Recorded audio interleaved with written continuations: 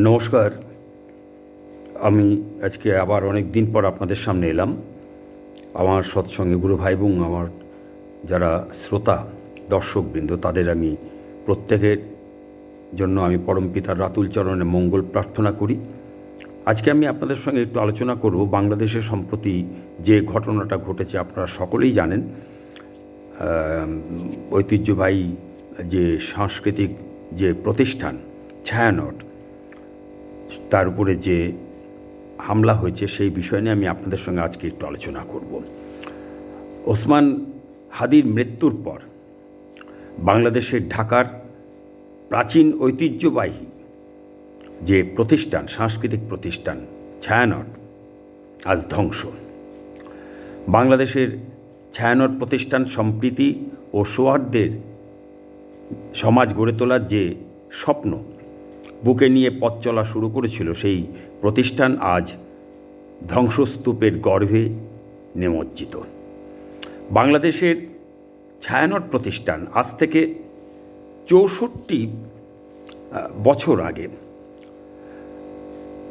১৯৬১ সালে পাকিস্তান আমলে প্রতিষ্ঠিত হয়েছিল, যা বাংলা সংস্কৃতি ও সঙ্গীতের ঐতিহ্য সংরক্ষণ ও বিকাশের লক্ষ্যে কাজ করত। ৬০-এর দশকে পাকিস্তানের ফৌজি সরকার পূর্ব পাকিস্তানে রবীন্দ্রসঙ্গীত গাওয়া, বেতার বা টেলিভিশনে সম্প্রচার নিষিদ্ধ করে।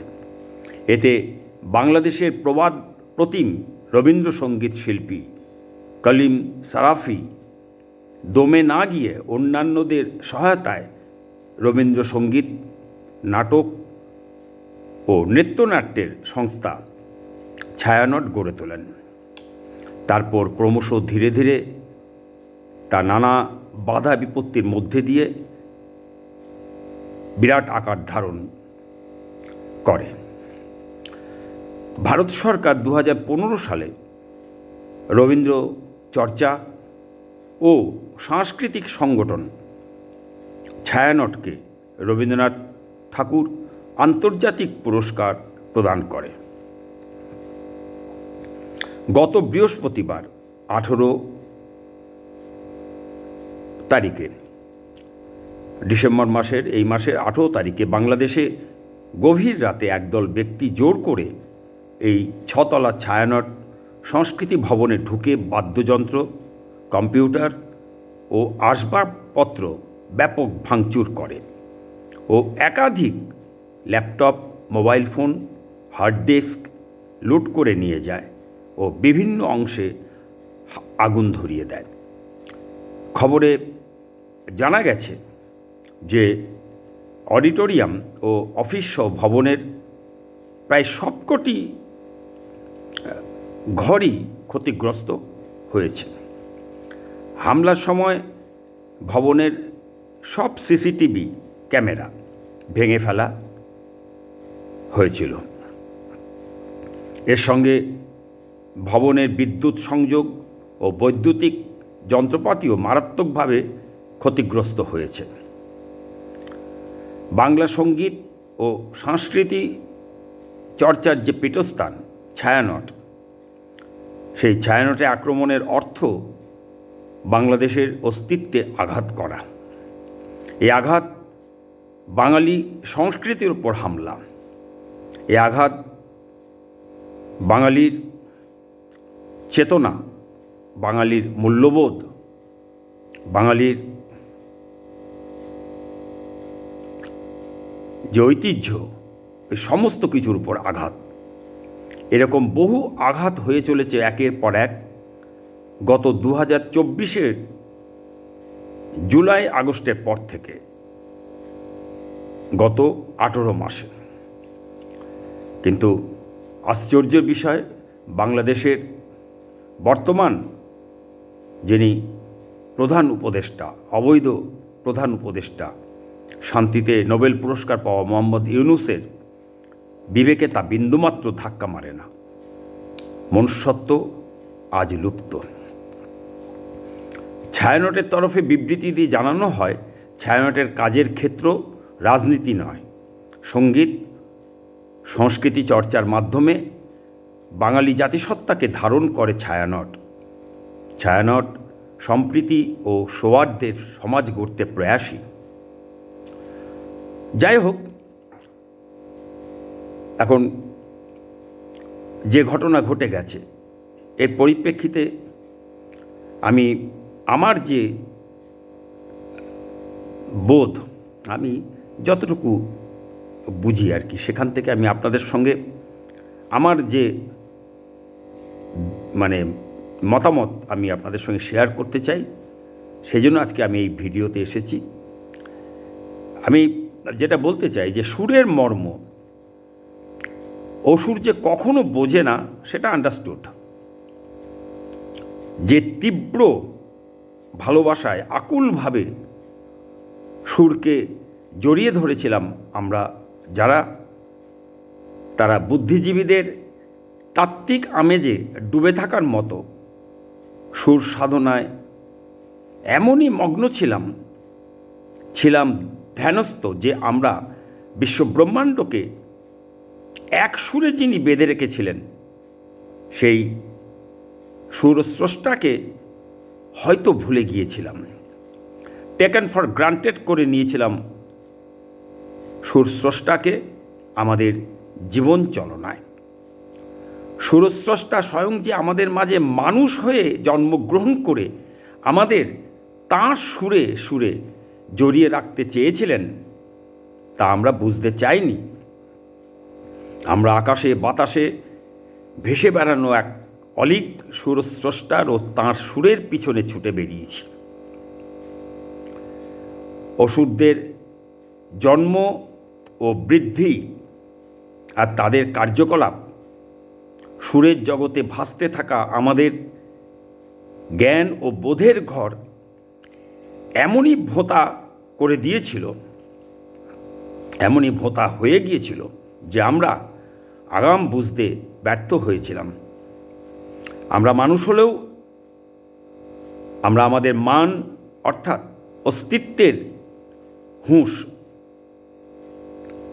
হারিয়ে ফেলেছিলাম। অনেক আগেই তা আমাদের হারিয়ে গিয়েছিল। অসুররাও যে মরণের সুরে বাঁধা পড়েছে ও প্রজন্মের পর প্রজন্ম বাঁধা পড়ছে সেদিকে ভেবে দেখিনি। সুরের উৎসকে বাদ দিয়ে যে সুরের সাধনা, সে সাধনা ঋষিবাদের উপাসনার মতন, সেটা আমরা বুঝিনি। যেদিন সুর সাধনা করতে গিয়ে স্বয়ং জীবন্ত রক্ত মাংসের সুরদেবতাকে অস্বীকার করি বা গুরুত্ব দিই না, সেদিন থেকে সুর আর সঙ্গীতকে প্রাণদান করে মাধুর্যপূর্ণ ও আকর্ষণীয় করে তোলে না। ফলে মানুষের মনোজগতের, মানুষের সংস্কারের পরিবর্তন হয় না। মানুষের মনোজগতের, মানুষের সংস্কারের পরিবর্তন না হলে, সুর সাধনার মধ্যে দিয়ে চরিত্র গঠন না হলে, জীবন আলোময়, রূপময়, মধুময় ও রসময় না হলে, সঙ্গীত সংস্কৃতি চর্চার মাধ্যমে মানব জাতির সত্তাকে জাগানো যায় না, মনুষ্যত্বের জাগরণ হয় না। জীবন্ত ঈশ্বরে, রসুলে বা গডে সমর্পিত প্রাণ প্রভুর সুরে সুরে জড়িয়ে সুর সাধনার মধ্যে দিয়ে সম্প্রীতি ও সৌহার্দ্যের সমাজ গড়ে তোলে। নতুবা শুধু সুর সাধনায় নিজের ও অপরের সংস্কারের পরিবর্তন হয় না। এটা আমার একান্তই ব্যক্তিগত মতামত। আপনারা যারা আমার ভিডিও দেখছেন, যারা আমার বক্তব্য শুনছেন, তারা আমার সঙ্গে একমত নাও হতে পারেন। আমার বক্তব্য আপনারা গ্রহণ করতেও পারেন, আবার বর্জনও করতে পারেন। এটা আপনাদের প্রত্যেকেরই এটা ব্যক্তিগত স্বাধীনতা। আমি আমার মতামত আপনাদের সামনে আমি তুলে ধরলাম। তাই আমার মন গেয়ে ওঠে যে এমন যদি হতো আমি প্রভুর মতো সুরে সুরে জড়াই সারাক্ষণ, এমন যদি হতো আমি প্রভুর মতো সুরে সুরে জড়াই সারাক্ষণ, কাটাই প্রভুর ঘরে দীপ্ত সমস্বরে, গেয়ে উঠি ভালোবাসার গান, চরণ তলে শুয়ে, চরণ ছুঁয়ে ছুঁয়ে, চরণ তলে শুয়ে যাব চরণ ছুঁয়ে ছুঁয়ে। তবু মন বসে না, মন যে যাযাবর। হঠাৎ চেয়ে দেখি আমি সত্যের মুখোমুখি, প্রভু আমার সামনে দাঁড়িয়ে রয়। প্রভুর চরণ তলে এসো পরাণ ভুলে, চলন পূজায় সব স্বপ্ন সত্যি হয়। দয়াল যদি হতো আমার সাথী, চলন পূজায় ডুবে থাকি। সবার ভালো ভেবে ঘুরে ঘুরে জীবন বাঁধি প্রভু তোমার গানের সুরে। চরণ তলে শুয়ে যাব চলন ছুঁয়ে ছুঁয়ে।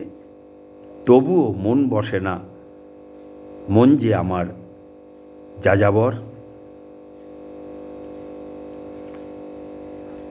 আজ একটা বেদনা, অব্যক্ত বেদনা আমি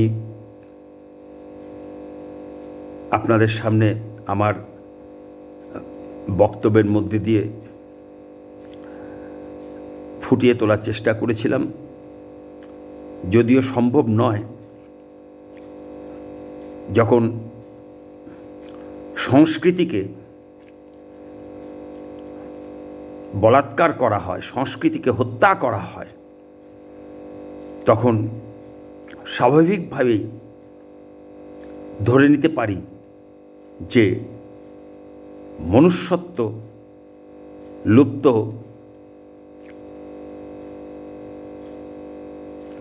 হয়ে গেছে কিংবা হতে চলেছে। আজ আমরা এত বড় সংস্কৃতির উপর আঘাত দেখেও আমরা সবাই চুপ করে থাকি। আমাদের বুকের ভিতরের আগুনটা একবারও বেরিয়ে আসে না, কারণ মস্তিষ্কে যদি আঘাত হয়ে যায় তাহলে সব শেষ। জয়গুরু, আজকের মতন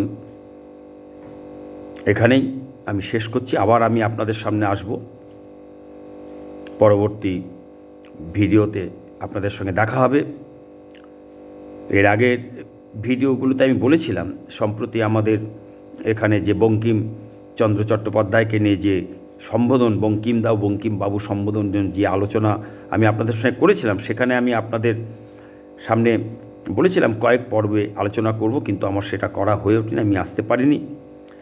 আমি পরবর্তী ভিডিওতে আপনাদের সঙ্গে নিশ্চয়ই আমি দাদা সম্বোধন কতটা অপমানের, কতটা অসম্মানের, কতটা লাঞ্ছনার, কতটা অশ্রদ্ধার, আদৌ সেটা কিনা, সেই বিষয় নিয়ে আমি আপনাদের সঙ্গে আলোচনা করব। নমস্কার, জয় গুরু।